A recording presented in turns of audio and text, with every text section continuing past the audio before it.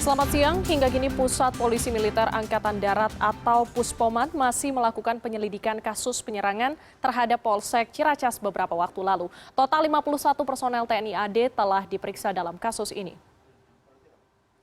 Dari 51 orang tersebut, 29 status anggota diantaranya telah ditingkatkan menjadi tersangka. Sementara itu, Prada MI yang diduga sebagai pelaku penyebaran berita bohong saat ini masih menjalani perawatan dan berstatus saksi. Selain itu, Puspom TNI memeriksa 8 anggota TNI Angkatan Laut dan TNI Angkatan Udara yang diduga terlibat dalam penyerangan.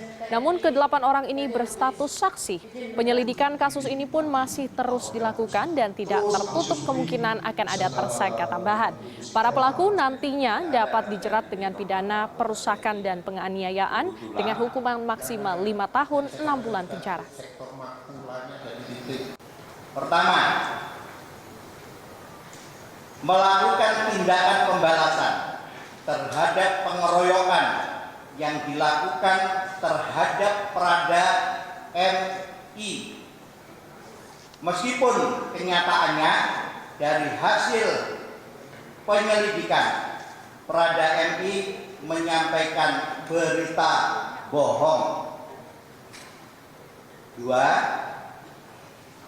Merasa tidak puas dan tidak percaya atas keterangan dari pihak Polsek bahwa Prada MI mengalami kecelakaan tunggal.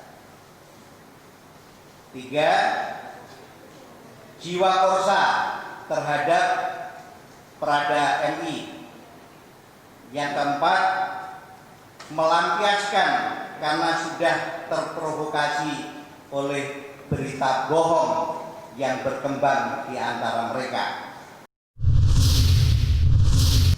Dan telah terhubung bersama kami koresponden CNN Indonesia Iwan Hermawan. Selamat siang Iwan, ini bagaimana tindakan selanjutnya terhadap Prada MI serta para tersangka lainnya? Ya baik, terima kasih Sarah. Dan sampai saat ini memang tadi sudah disebutkan bahwa ada 51 orang dari personel TNI Angkatan Darat yang telah diperiksa dan di mana 29 diantaranya sudah ditetapkan sebagai tersangka. Dan sementara sampai saat ini Prada MI sendiri masih dalam perawatan karena mengalami luka yang cukup serius dan karena itu belum bisa diperiksa secara intensif dan kemudian statusnya pun masih sebagai saksi. Namun demikian untuk Prada MI sendiri masih akan dilakukan juga karena ada dugaan bahwa ia menggunakan narkoba karena ia bisa mengalami kecelakaan tunggal begitu. Jadi ada dugaan dia menggunakan narkoba. Sampai saat ini sampel dari darah, rambut maupun yang lainnya masih diperiksa oleh dari BNN di Lido dan sampai saat ini hasilnya belum keluar. Jadi kita sendiri masih menunggu sampai kapan statusnya bisa ditetapkan sebagai tersangka atau tidak. Dan selain dari Angkatan Darat ternyata juga ada oknum dari angkatan lain yang diduga ikut dalam penyerangan pada Sabtu lalu, di mana dari 8 orang tersebut 7 diantaranya dari Angkatan Laut dan 1 dari Angkatan Darat. Namun pemeriksaan itu baru dilakukan pada hari ini dan ke-8 diantaranya itu ke-8 orang tersebut masih berstatus sebagai saksi. Dan untuk selanjutnya juga motif yang sudah diketahui dari penyelidik dari Puspom TNI AD adalah yang utama adalah motif untuk balas dendam karena pada awalnya Prada MI sendiri menyebarkan berita bohong bahwa ia dikeroyok oleh preman di sekitar kawasan Ciracas dan yang utama juga adalah para pelaku ternyata sebenarnya sudah mendatangi Polsek Ciracas dan meminta keterangan dari kepolisian terhadap kasus yang terjadi terhadap Prada MI, namun mereka tidak puas dan kemudian melakukan penyerangan. Seperti itu dan sampai saat ini juga penyelidikan masih terus berlangsung dan tidak menutup kemungkinan bahwa tersangka akan terus bertambah dan tadi juga Puspom TNI AD menjanjikan bahwa penyelidikan nanti akan berlangsung secara terbuka, transparan, dan akan terus diupdate perkembangannya secara terbuka melalui media maupun media sosial. Sarah. Lalu bagaimana dengan warga yang menjadi korban penyerangan? Ya baik Sarah, dan sampai saat ini memang ada 16 orang korban menurut data dari TNI Angkatan Darat dari Pangdam Jaya yang melakukan pendataan. Ada 16 orang korban warga sipil yang menjadi korban luka-luka dalam peristiwa tersebut. Dan dari 16 orang korban tersebut ada juga 83 unit materi yang mengalami kerusakan. Dan selain korban-korban luka juga dari TNI Angkatan Darat bergerak cepat untuk melakukan penggantian rugi.